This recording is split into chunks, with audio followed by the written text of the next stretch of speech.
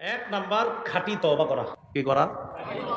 28 পারা 20 নম্বর পৃষ্ঠা, হাফিজি কোরআন মাজিদ অনুযায়ী শেষ পৃষ্ঠা 20 নম্বর পৃষ্ঠা। আল্লাহ বলেন সূরা তাহরিমের 8 নম্বর আয়াত, ইয়া আইয়ুহাল্লাযীনা আমানু তুবু ইলাল্লাহি তাওবাতান নাসুহা। হে ঈমানদারগণ, তোমরা আল্লাহর কাছে খাঁটি তওবা করো। কি লাভ? আসা রাব্বুকুম আইয়ুকাফিরা আনকুম সাইয়্যাতিকুম, আশা করা যায় তোমাদের রব তোমাদের সমস্ত পাপ সমূহ ক্ষমা করে দিবেন। খাঁটি তওবা করলে সমস্ত পাপ আল্লাহ মাফ করে দেন। আর কি লাভ? ওয়ায়ুদখিলাকুম জান্নাত, মরণের পর অনন্ত চিরস্থায়ী জায়গা, চিরস্থায়ী বসবাসের জায়গা জান্নাতের মেহমান বানায়া দিবেন। ওয়ায়ুদখিলাকুম, প্রবেশ করাবেন তোমাদেরকে জান্নাতিন, চিরস্থায়ী বসবাসের ঠিকানা জান্নাত। ইবনে মাজাহ হাদিসের কিতাব 4250 নম্বর হাদিস। এই হাদিসের বর্ণনা, ক্বালা রাসূলুল্লাহ সাল্লাল্লাহু আলাইহি ওয়াসাল্লাম আত-তাইবু মিনাজ যামবি কামান লা যামবালা। নবী বলেন, গুনাহ থেকে তওবাকারী এমন হয়ে যায় যেন তার কোনো গুনাহ নাই। গুনাহ থেকে তওবাকারী এমন হয়ে যায় যেন তার কোনো গুনাহ নেই। ইবনে মাজার 4251 নম্বর হাদিস, ক্বালা রাসূলুল্লাহ সাল্লাল্লাহু আলাইহি ওয়াসাল্লাম কুল্লু বনি আদম খাত্তাউন ওয়া খায়রুল খাত্তাইনা আত-তাওয়াবুন। নবী বলেন, সমস্ত আদম সন্তান সাধারণত কম বেশি পাপ করে।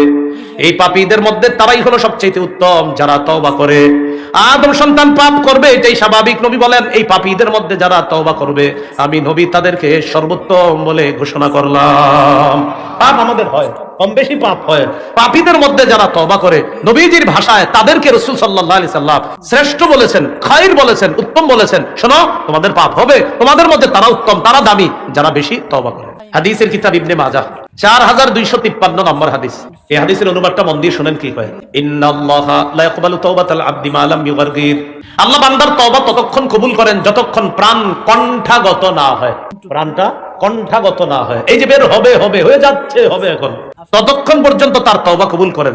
এখন আপনারা এক কাজ করবেন, এই অপেক্ষা বসে থাকবেন, হুজুর তাহলে প্রাণ যখন এখানে আসবে তখন তওবা করুন, কারণ আপনারা তো জানেন কবে এটা আসবে। তাহলে নাউজুবিল্লাহ, এরকম না, বরং আগামীকাল না, এখনই মনে মনে সবাই তওবা করে ফেলেন, আল্লাহ আমারে মাফ করে দেন, তওবা করে ফেলেন মনে মনে এখনই। কাউরে বলা দরকার নাই, আপনি এখনই তওবা করেন। কিছু বিষয় দেরি করবেন না, এর মধ্যে একটা হলো তওবা। আপনারে কেউ গিয়ে নামাজের দাওয়াত দিছে, ভাই চলেন না নামাজটা পড়ে আসেন, আসর নামাজ।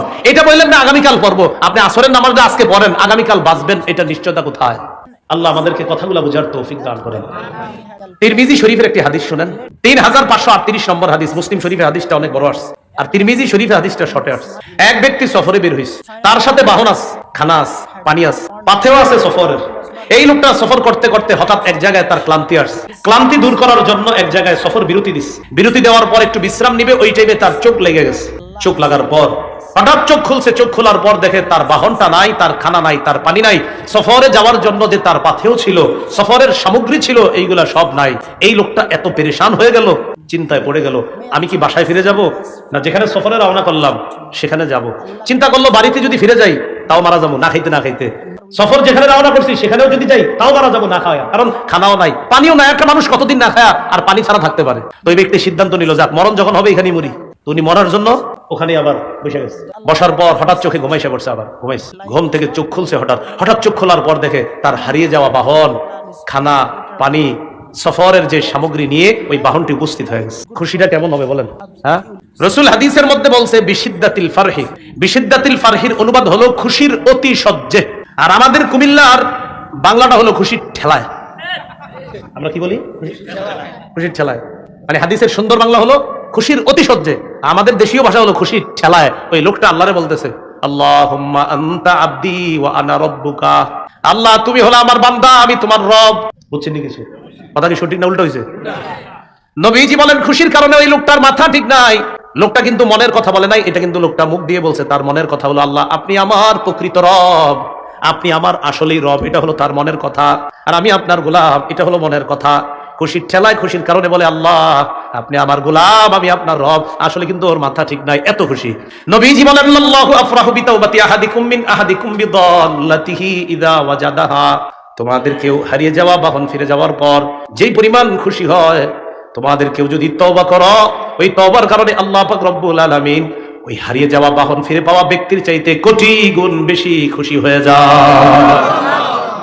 এটা এত খুশি হইছে, খুশিতে যে কি বলছে মাথা ঠিক নেই। নবীজি বলেন তোমরা তওবা করলে এর চেয়ে কোটি গুণ বেশি খুশি হয় আল্লাহ। তাহলে তওবা কালকে এখন। সহিহ মুসলিমের বর্ণনা, মুসলিম শরীফের 2759 নম্বর হাদিস, 2759। এই হাদিসের মধ্যে আছে এখন কি রাত না দিন? আচ্ছা, আল্লাহ যদি বাঁচায় রাখে কালকে ফজরের পর যেটা শুরু হবে এটাকে কি বলা হবে? দিন।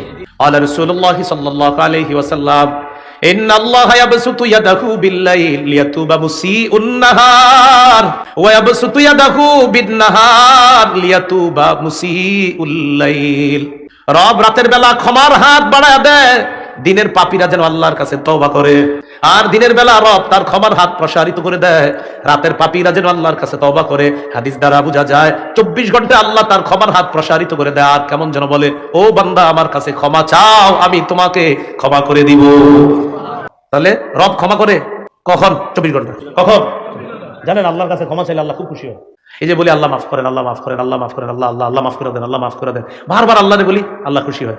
আমারে যদি আপনারা 5 বার ডাক দেন, আরিফ কথা আছে বলেন, আরিফ কথা আছে বলেন, কথা আছে আরিফে বারবার পেট পেট করেন না, বলেন কি বলবেন? তাহলে 5-6 বার বললে রাগ হয়ে যায়।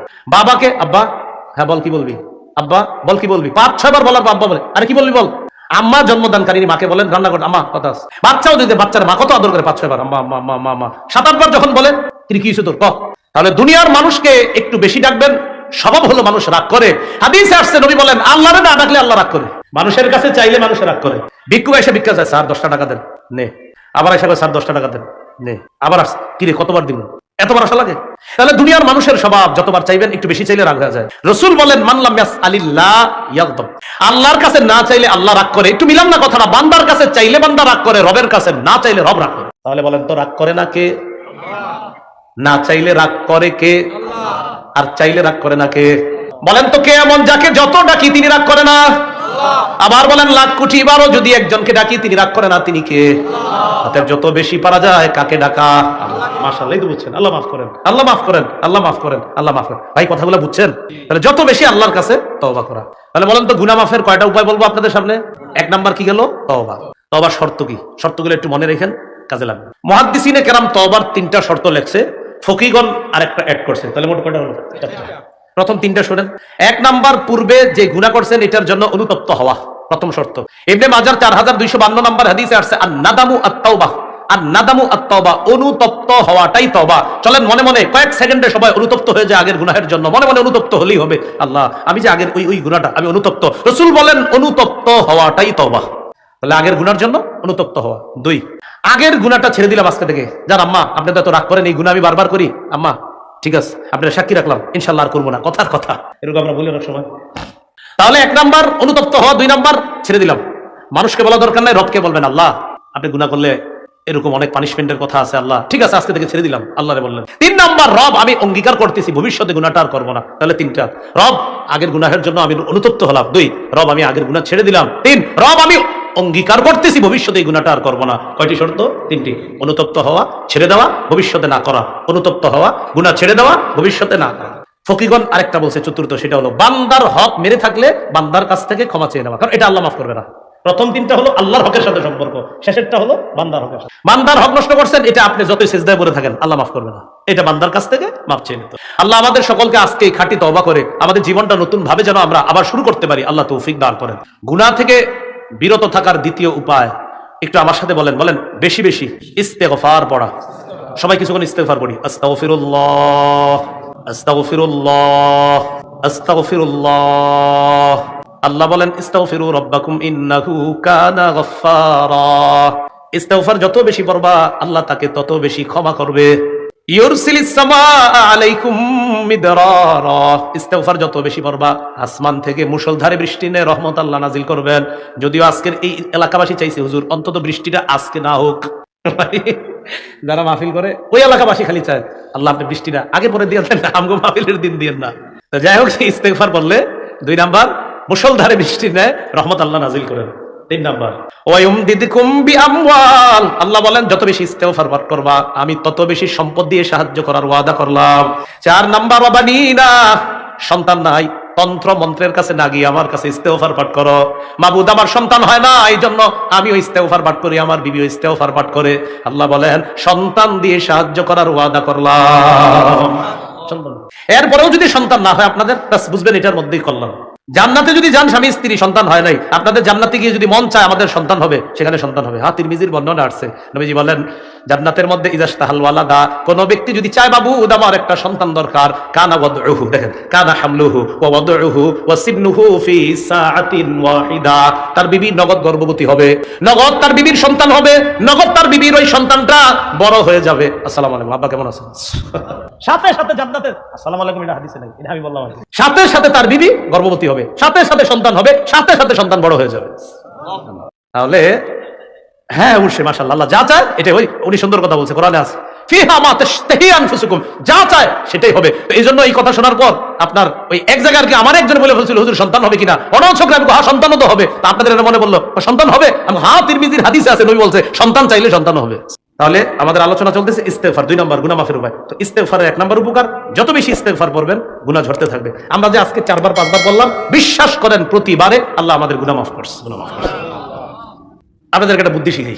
বাজারে গেছে তো রাত অনেক হয়ে গেছে, প্রায় 1টা বেজে গেছে, কথার কথা, বা কোনো জায়গায় মাহফিলে গেছেন 1টা বেজে গেছে। ঘটনাচক্রে আপনি এমন এলাকায় যাবেন মাহফিল থেকে, যে এলাকার থেকে বেশি মানুষ মাহফিলে আসেনি, তো হঠাৎ দেখেন কি আপনি একা যেতে হবে, 1.5 কিলো রাস্তা আছে এখনো আপনার বাড়ি পর্যন্ত, কোনো গাড়ি পাচ্ছেন না, অটো পাচ্ছেন না। এই মুহূর্তে কি করবেন বলেন তো? হাইটা যাবেন? বলেন পা ঝাড়ু দিয়ে, কি দিয়ে যেতে? পা ঝাড়ু দিয়ে যেতে হবে, পা ঝাড়ু দিয়ে যেতে হবে। এখন এই যে পা ঝাড়ু দিয়ে যাবেন, সেটা তো শক্তি খরচ হয়। হ্যাঁ, হাঁটতে কি শক্তি খরচ হয় না? এক বুদ্ধি করবেন, আল্লাহ আপনি কোরআনে বলছেন ইস্তেগফার বললে শক্তি বাড়ে, যেহেতু আমি বাড়িতে যাইতে 1.5 কিলো রাস্তা হাঁটতে হবে, প্রথমে 10 বার 20 বার 50 বার যতবার পারেন ইস্তেগফার করবেন এই নিয়তে। আল্লাহ কোরআনে আপনি এক জাতিকে বলছেন ইস্তেগফার পাঠ করো, ইয়াজিদকুম কুওয়াতান ইলা কুওয়াতিকুম, ইস্তেগফার পড়ো, আমি তোমাদের বর্তমান শরীরে যে শক্তি, এই শক্তির সাথে আরো শক্তি অ্যাড করে দিব। আল্লাহ আপনি কোরআনে বলছেন শক্তি বাড়ে ইস্তেগফারে, আমি ইস্তেগফার বললাম, এই যে হাঁটবো আমার শক্তি খরচ হবে, আপনি শক্তি অ্যাড করে দেন। ভাই কোরআনে বলছে ইস্তেগফার বললে শক্তি বাড়ে, তো কেন আমি আপনি বলবো না? মা বোনরা কাপড় ধুইতেছে, শক্তি খরচ হয়নি? বুদ্ধি দিয়ে দেন, এই শক্তি খরচ হবে, তুমি তো কি করবা, খাটের উপরে গিয়ে হয়তো কি করে মা বোনরা, যে ওহ ক্লান্ত হয়ে গেছে, এরা কি করে খাটের উপরে হয়তো আপনি যাওয়ার পরে রিমোটটা হাতে নিয়ে হয়তো কিছু করে, কথার কথা। আপনি বলবেন না রিমোট হাতে নিও না, শক্তি খরচ হয়েছে, এবার খাটের উপরে বসছো, ফ্যান ছাড়ছো, আস্তে ধীরে কয়েকবার ইস্তেগফার পাঠ করো, যেই শক্তি খরচ হয়েছে এটার ঘাটতি আল্লাহ পূরণ করে দেবেন। কোরআনে আল্লাহ বলে দিচ্ছে। এরপরে আমরা না শক্তি সঞ্চয় করতে চাই না। তাহলে ইস্তেগফারে গুনাহ মাফ হয়, ইস্তেগফারে সম্পদ বাড়ে, ইস্তেগফারে রহমতের বৃষ্টি আসে, ইস্তেগফারে শক্তি বাড়ে, ইস্তেগফারে আল্লাহ বলেন ওয়া জাআলনাকুম জান্নাত, ও কৃষকরা তোমরা কোথায়, বাগান দরকার, উদ্যান দরকার, আমের বাগান করবা, ফলের বাগান করবা, ইস্তেগফার পড়ো। এক জাতিকে আল্লাহ ওয়াদা করছে আমি তোমাদেরকে দুনিয়াতে ফল মূলের বাগান উদ্যান দেওয়ার ওয়াদা করলাম। করবনি? তাহলে একটু আবার মহব্বতের সাথে বলি, এবার যার যার নিয়ত আছে ওই নিয়তে পড়া শুরু করেন। আস্তাগফিরুল্লাহ, আস্তাগফিরুল্লাহ। আল্লাহ আমাদেরকে বেশি বেশি আমল করার তৌফিক দান করেন। গুনাহ মাফের 3 নম্বর উপায়, এটা আমার সাথে বলতে হবে, বলেন ক্ষমার আশায় আল্লাহর কাছে বারবার ক্ষমা চাওয়া। আল্লাহ বলে, বলেন আল্লাহ বলে, বান্দা ক্ষমার আশায় যতবার ক্ষমা চাও ততবার আমি মাফ করে দিই। বলেন এতে আমি আল্লাহ কারো পরোয়া করি না। তিরমিজির বর্ণনা 3540 নম্বর হাদিস, হাদিসে কুদসির মধ্যে আল্লাহ বলেন ইয়া ইবনা আদম ইন্নাকা মা দাউতানি ওয়া রাজাউতানি গফারতু লাকা আলা মা কানা ফিকা ওয়ালা উবালি। হে আদম সন্তান, ক্ষমার আশায় তুমি আমাকে যতক্ষণ ডাকবা আমি ততক্ষণ তোমাকে ক্ষমা করতেই থাকবো, এতে আমি আল্লাহ কারো পরোয়া করি না। তাহলে কিসের আশায় আল্লাহকে আজকে থেকে ডাকবো? আল্লাহ মাফ করেন, আল্লাহ মাফ করেন, আল্লাহুম্মা গফিরলি, আল্লাহুম্মা গফিরলি, আল্লাহুম্মা গফিরলি, আল্লাহুম্মা গফিরলি।